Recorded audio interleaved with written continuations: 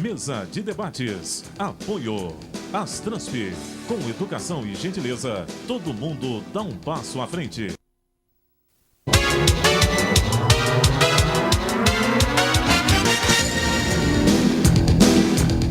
Bom dia, hoje é 4 de fevereiro de 2013. Mesa de debates está no ar.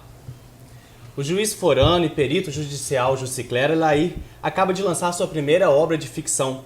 O livro Morte no 217A, o Código Penal bate à sua porta, é tema da mesa de hoje. E durante todo o dia você pode interagir conosco através do e-mail mesadedebates@tvejf.com.br ou pelas redes sociais através do facebook.com/mesa de debates.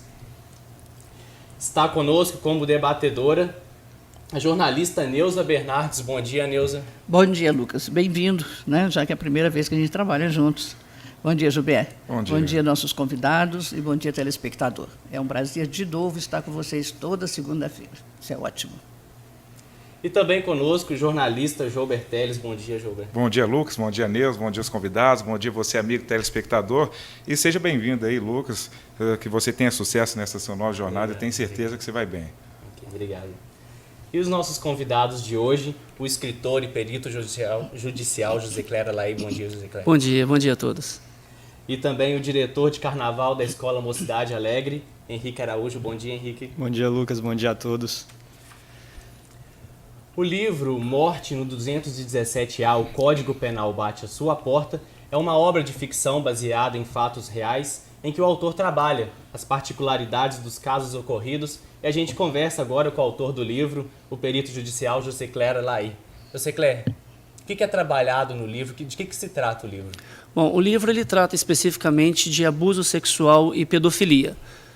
O nosso intuito foi pegar casos que ocorreram no estado de Minas, do Rio de Janeiro, e transformá-lo numa ficção para que a população possa entender de uma forma melhor como agir e como atuar nos casos de abuso. Jusicler, isso é comum mesmo, é? É muito comum. Chega a ser mais comum do que a gente está acostumado a ver. E modificou para pior, ou sempre foi assim, as pessoas só não tinham coragem de falar no assunto? Na realidade, o número de abusos não tem aumentado como a gente ouve falar por aí. A quantidade de abuso continua o mesmo. O que tem aumentado é o número de denúncias. E o nosso intuito é estimular a população a denunciar o tempo todo. E essa forma que você trata o livro, colocando a ficção aí no Código Penal aqui, vai melhorar a pessoa entender o código, melhorar como se deve proceder? Esse foi o intuito de fazer essa ficção? Sim, na minha concepção foi essa, porque a mídia em si ela já é maçante e quando ela chega a mostrar os casos, ela mostra a dor que a pessoa sente. Eu quis trabalhar de forma ficcional como a pessoa agiria no caso que ocorresse, com o parente, com o amigo, com a família. Então, a ideia é facilitar o entendimento do processo do abuso.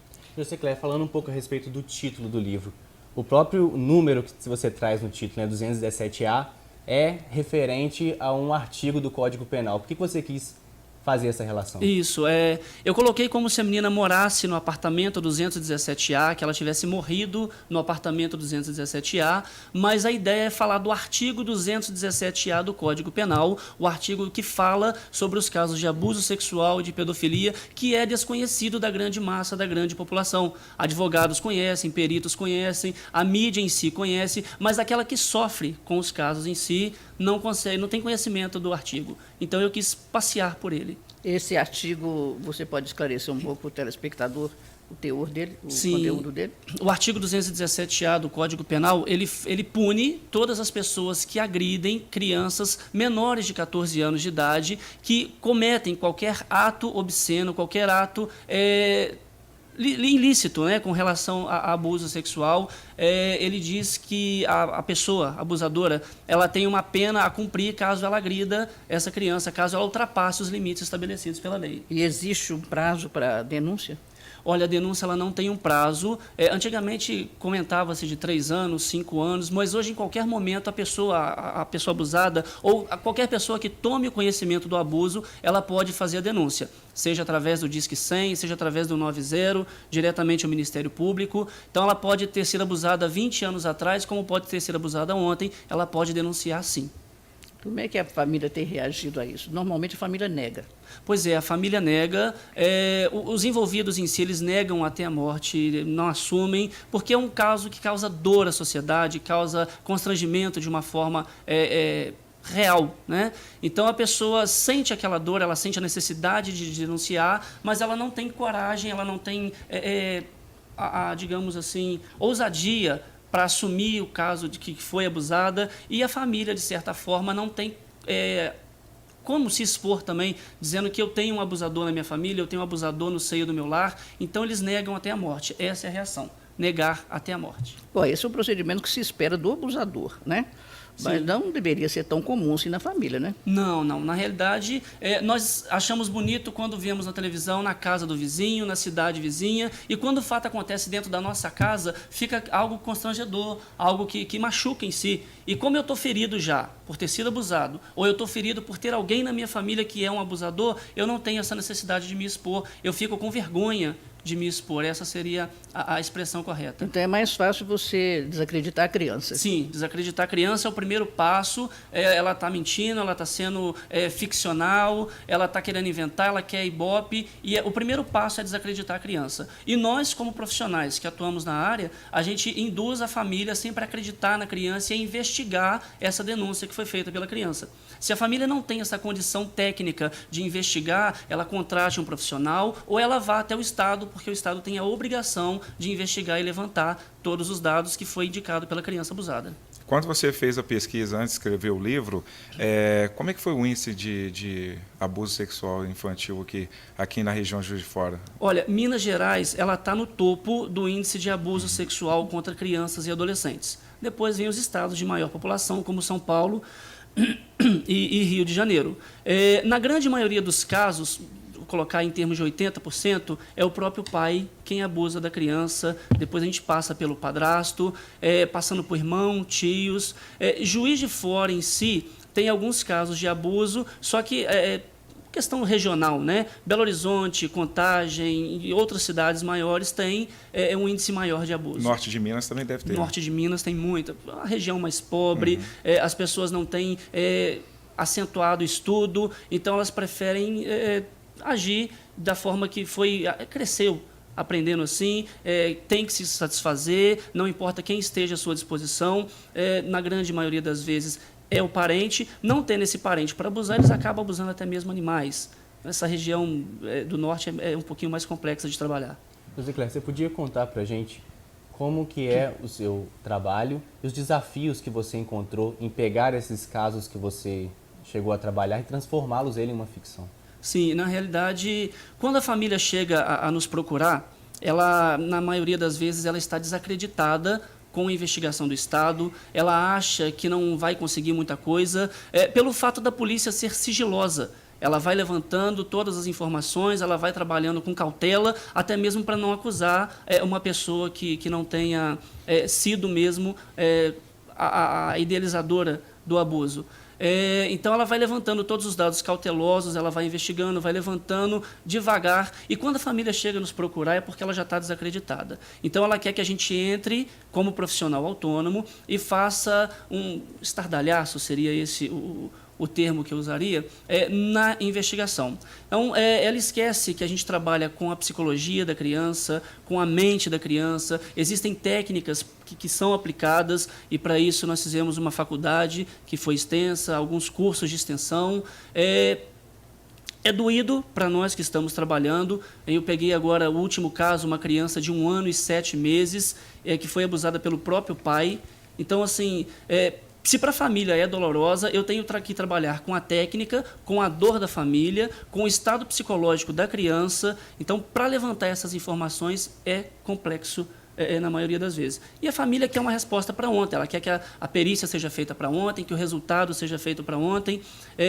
Aqui em Juiz de Fora a gente tem a sede da Polícia Técnica dentro da delegacia, mas nas cidades menores os casos têm de ir para a sede da Polícia Civil em Belo Horizonte, que vão ser tratados lá, vão ser cuidados pela perícia técnica de lá, e a família precisa da resposta, a sociedade quer uma resposta o mais rápido possível. José Cléber, quais os prejuízos que esses fatos, esses abusos causam na criança? Na criança pode ser uma criança que já não é tão criança mais. Sim, quando a criança ela é pequena, tipo essa que eu peguei agora por último de 1 ano e 7 meses, ela vai trazer uma série de transtornos psicológicos no decorrer do crescimento dela, transtorno na educação, transtorno no reconhecimento de amizades, de familiares.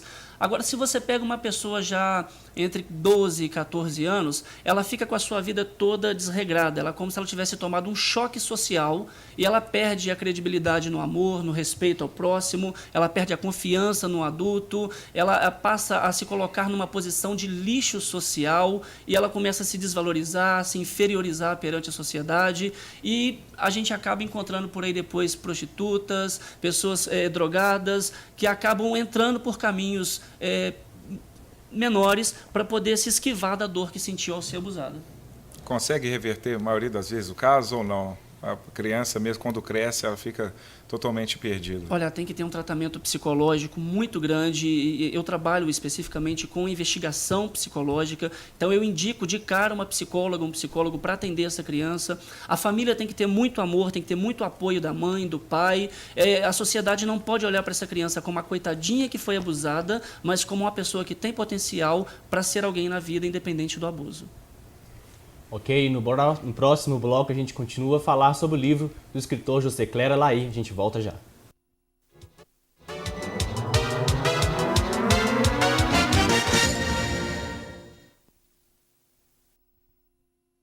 Poderosa Presentes. Frade Odontologia. Seu sorriso levado a sério.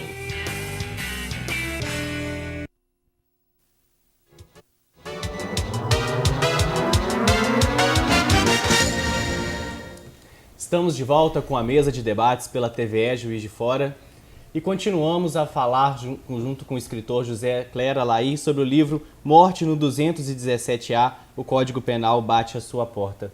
José Clara, de onde saiu a ideia de transformar esses casos em ficção e até mesmo dentro da ficção homenagear seus familiares com os nomes, né, dos personagens?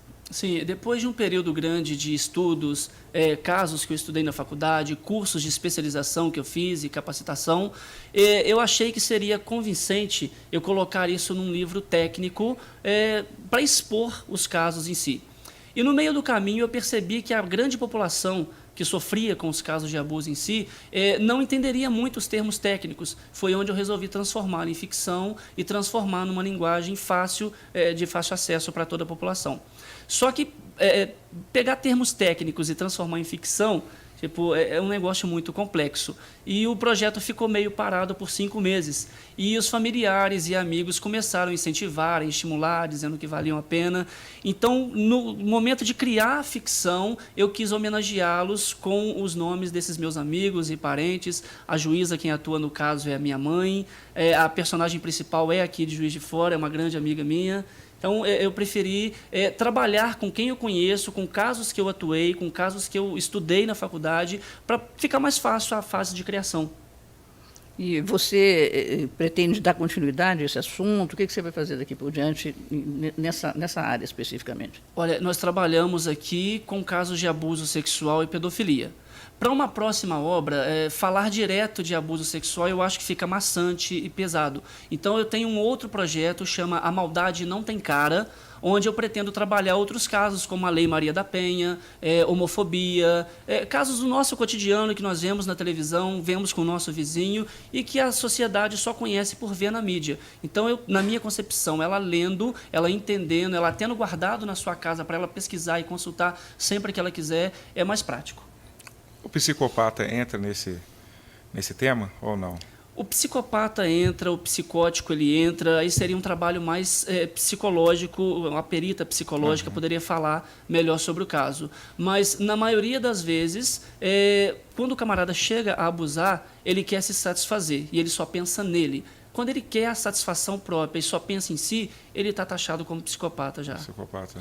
José Clara, o seu livro, a gente pode entender ele, mesmo sendo de ficção, uma forma de alertar a comunidade sobre como que acontecem esses crimes, né? A gente pode chamar de crimes, E como eles podem buscar ajuda? Sim, são crimes de uma forma geral, e a ideia central foi essa, de mostrar para a sociedade como acontece e como eles agiriam.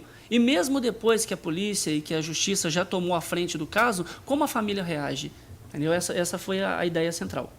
Foi fácil conversar com as famílias ou não? Olha, geralmente não é fácil, porque a família ela tem uma carga enorme de emoção, ela já tem a dor em si, e você está ali como profissional. Ela quer que você resolva o caso dela, e ela não quer contar todos os detalhes, ela não quer se expor, ela tem vergonha de falar, mesmo sabendo que você é profissional e que você está ali para ajudá-la, ela tem vergonha de se expor. Por isso que eu sempre estimulo a sociedade a denunciar. Tem vergonha de falar com um profissional? Liga para o Disque 100, liga para o 90 e denuncie. Mas o que acontece, de um modo geral, é a família ficar contra a criança e odiar, porque ela abordou um assunto tão delicado e chamou essa mancha para a família, não é verdade? É verdade. A criança ela é taxada como mentirosa. Para a criança chegar a denunciar, para ela ter coragem de falar que foi abusada, ela tem que estar num rompante muito grande de emoção, ela tem que estar completamente imbuída do desejo de não sofrer mais. E quando isso acontece, a família joga esse balde de água fria, diz que ela é mentirosa, que não acredita nela, ela acaba dando credibilidade ao abusador, ela acaba dando ênfase para que o crime continue. Você falou que está indo a Portugal agora com a intenção de estudar a mente do criminoso. Como é que é essa pesquisa sua? Isso. Eu fui convidado agora para ir para Portugal, fazer uma pós-graduação, uma especialização em perícia criminal e comportamento desviante. O nosso intuito é entender a mente do criminoso, entender a mente do abusador e saber o que leva um cidadão de bem a cometer atos que toda a sociedade em si não cometeria em casos normais. Como funciona a mente de um criminoso na sociedade? Porque ele tem coragem de cometer o delito e outras pessoas não têm. E, ao mesmo tempo, acoplar o conhecimento psicológico à parte pericial, que é a nossa profissão. Isso vai virar um livro também sobre o comportamento do psicopata? Não? Eu não sei se viraria um livro o comportamento do psicopata, mas todo o conhecimento que eu obtiver em Portugal, nos estudos psicológicos, ele já vai entrar nessa segunda obra que eu comentei aqui, A Maldade Não Tem Cara. Pode ser que no meio do caminho surja a ideia e a gente está aberto a escrever mais um pouquinho. Porque aí já passa, a maldade tem cara, né? Pois você já começa a ver que a maldade tem cara. A ideia central é mostrar que o seu vizinho, que é bonzinho, pode ser um abusador, pode ser um criminoso nato. E o primeiro texto, me veio a ideia assim, do nada, é trabalhar a Lei Maria da Penha em cima da música do Chico Buarque, A História de Lili Brau. Você vê que ela chega no dancing, ela começa a conversar e ela conhece o cara, e o cara dá flores, elogia, e ela casa, e depois do casamento não tem mais dança, não tem mais flores, não tem mais flashes, e ele começa a se mostrar um agressor, e a gente vai trabalhando em cima disso. Você tem recebido alguma crítica por fazer um livro sobre um tema tão delicado? Alguém achou isso invasivo, que você não devia ter feito isso? Eu já recebi 2 críticas dizendo que a mídia em si já é maçante, que o tema seria pesado e que a população em si não teria interesse num tema tão maçante. Mas, em contrapartida, nós recebemos 12 críticas construtivas, dizendo que a mensagem foi bem colocada, que pessoas que não conheciam o direito conseguiram entrar na história, entender a história, se colocaram dentro do tribunal do júri, entenderam como funciona um julgamento, entenderam como funciona a parte investigativa, e eu só tenho a agradecer, porque a ideia central foi essa, mostrar para a população como funciona. Se você tem 2 críticas negativas e 10 construtivas, então eu creio que a ideia funcionou. Parece. Mas é bom avisar, porque tem que divulgar, né? Até porque tem que divulgar, o pessoal tem que conhecer, porque senão vai ficar a mente fechada, não vai adiantar nada. Né? Pois é, quando o assunto é impactante, a pessoa já olha com certo receio. E vem uma outra pessoa por trás te dizendo que a obra é tranquila, que você pode entrar, que você tem conhecimento, que você vai aprender um pouco mais com a obra. Isso eleva até a autoestima da pessoa que está lendo, porque ela sabe do que está acontecendo com ela. Eu já li algo que está acontecendo na minha vida, eu entendo o que está acontecendo, e a gente estava conversando aqui antes, quando você passa a entender sobre você, qual é o seu papel na sociedade, fica mais fácil de você agir como cidadão. A impressão que a gente tem é que essas críticas negativas são, às vezes, as pessoas que realmente não querem falar nesse assunto. Isso não aconteceu, faz de conta que isso não aconteceu. É o negócio de enfiar debaixo do tapete, porque a dor é muito grande, né, tanto para um lado quanto o outro, e a família tem essa reação quase sempre, não é? É verdade. Até uma concepção minha, até a década de 90, 95, a sexualidade ela sempre foi um tabu para a sociedade de uma forma geral. E agora você chega em pleno 2013, falando abertamente sobre a sexualidade, sobre abuso, sobre crime, isso causa um certo receio às pessoas de mente fechada. Agora, aquelas pessoas que buscam conhecimento, que querem entender, que querem conhecer, que querem interagir com a sociedade, elas estão sempre abertas ao conhecimento, a novas leituras. E você não precisa ficar preso a Freud, ficar preso às literaturas antigas. Você tem textos contemporâneos que te colocam dentro do meio. Você percebeu na sua pesquisa aí alguma faixa etária mais favorável para o homem ser um ser tão agressivo quanto um menor, uma criança que é totalmente indefesa? Existe uma faixa do masculino para agredir tanto assim uma criança? Existem estudos dentro da psicologia que ela vai de 18 aos 30 anos de idade, a fase de maior ênfase para agressão. Não só para abuso, mas para o alcoolismo, para brigas, e discussões e acidentes de carro. O cara dá um abarroamento no meio da rua, ele já quer sair, já quer brigar. É dos 18 aos 30 anos. Ele está com a sua masculinidade elevada, parece-me que os hormônios devem estar florando, e ele quer mostrar para a sociedade que ele é, sobretudo, macho, que ele domina, que ele pode. E quando ele está na decadência e ainda quer provar que é macho? Pois é, e depois dessa faixa etária dos 30 e a pessoa já começa a ter os seus hormônios de uma certa forma diminuídos, a sua libido começa a diminuir e ele precisa mostrar para a sociedade que ele ainda é homem, que eu ainda estou vivo, que eu ainda estou aqui. Então ele acaba abusando para se autossatisfazer, as meninas já não dão mais ideia para ele, os relacionamentos já são conturbados, então ele precisa, de certa forma, provar para si que ele é homem, que ele está ativo na sociedade, que ele ainda pode sentir prazer, só que de uma forma errônea, né? Então é bom tomar cuidado com todos, né? É Com todas as faixas etárias. Todas as faixas etárias. Provar com força não dá certo, né? Não tem como. Você disse que conversar com a família foi complicado. E a conversa com as crianças ou com os adolescentes que foram abusados? Essa conversa com a criança, ela é a parte mais complexa do estudo.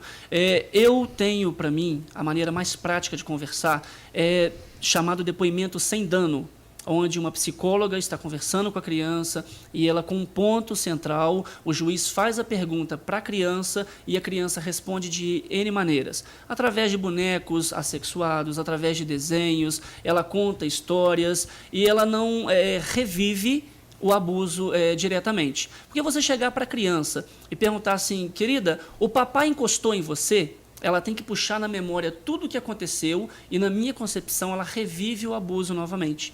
Então, esse depoimento sem dano, ele está entrando agora aos poucos no nosso sistema judiciário. Alguns juízes já aceitam, outros não, mas na minha concepção é a forma mais fácil de conseguir captar a informação da criança. É muito complexo. A criança fica entretida, então deve durar muito tempo, né? Dura bastante tempo, você pede a criança para desenhar e você cria um contexto, pede para ela desenhar a família e na maioria das vezes ela desenha ela, a mamãe, o irmão e o pai à sua direita, mais acima, muitas das vezes sem roupa, autoritário. Você acha que a gente vai conseguir ter não é uma cura desse mal, mas uma melhoria nesse uma quadro diminuição, aí, desse quadro horroroso que está demais? Uma diminuição a gente consegue sim, porque a nossa sociedade ela tem se colocado de uma forma gritante, né? Nós hoje conseguimos brigar pelos nossos direitos, sejam eles quais forem. Então, se eu tenho conhecimento, isso a gente estimula a sociedade. Se você tem o conhecimento de que o seu vizinho pode ter sofrido um abuso, denuncie, sem problema nenhum. É só dessa forma que a gente vai conseguir diminuir os casos de abuso. Ok. José Clério, antes de encerrarmos, você queria deixar um contato onde que as pessoas podem achar o seu livro para compra? Sim, o livro aqui em Juiz de Fora, ele está sendo vendido na Planet Music, na Avenida Presidente Itamar Franco, 1522, e as pessoas podem nos contactar também pelo facebook.com/morte no 217A. Ok. A mesa de debates fica por aqui, agradecemos a presença de todos vocês. nessa edição. E obrigado também pela sua companhia. A gente volta com a mesa amanhã, às 11 da manhã, ao vivo aqui na TVE. Uma ótima tarde para vocês.